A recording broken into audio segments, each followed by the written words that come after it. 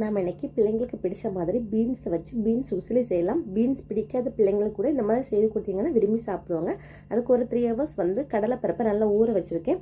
கடலைப்பருப்பு நல்லா ஊறினதுக்கு அப்புறமாட்டு ஒரு மிக்சி ஜாரில் அதை போட்டுட்டு கொஞ்சம் ஜீரகம், நல்ல மிளகு, அப்புறம் வரமிளகாய், பெருங்காயத்தூள், சால்ட்டு, அப்புறம் ஒரு பல் பூண்டு போட்டு நல்லா மிக்சியில் பல்ஸ் மோடில் அடித்து எடுத்துக்கணும். ரொம்ப தண்ணி விட்டு அடிக்கக்கூடாது. உங்களுக்கு தண்ணி பத்தலைன்னா மட்டும் கொஞ்சம் தண்ணி விட்டுக்கோங்க.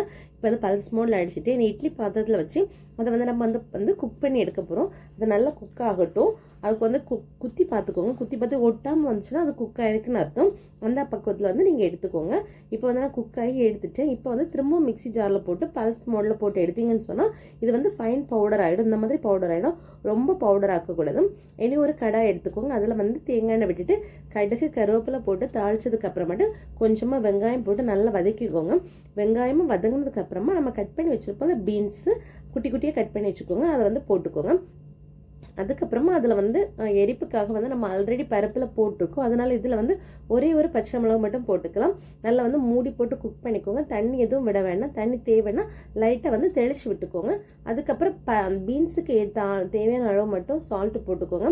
ஆல்ரெடி நம்ம பருப்பில் சால்ட்டு போட்டிருக்கனால இதுக்கு மட்டும் தேவையான அளவு போட்டுக்கோங்க. இப்போ பீன்ஸ் குக் ஆகிடுச்சு. குக் ஆனதுக்கப்புறமா நான் ஆல்ரெடி போட்டு வச்சுருக்கோம்ல பருப்பு, அதை போட்டு நல்லா ராஸ்மல் போகிறது வரைக்கும் ரெடி பண்ணி எடுத்திங்கன்னா ரெடி ஆகிடும். இப்போ மத்தியானம் எங்களுக்கு என்ன சாப்பிட்னா ரைஸும், அப்புறம் ஒரு எக்கு, அப்புறம் பீன்ஸ் பொரியல், அப்புறம் இப்போ ஹெல்த்தியாக கொஞ்சம் சாலட் சாப்பிட ஆரம்பிச்சிருக்கோம். அதனால் முளைக்கட்டினா பச்சை பயிறு சாலட், அப்புறம் பாயசம். டெய்லி பாயசம் எதிர்பார்க்க வேணாம், வீட்டில் இருக்குதானே வச்சோம்.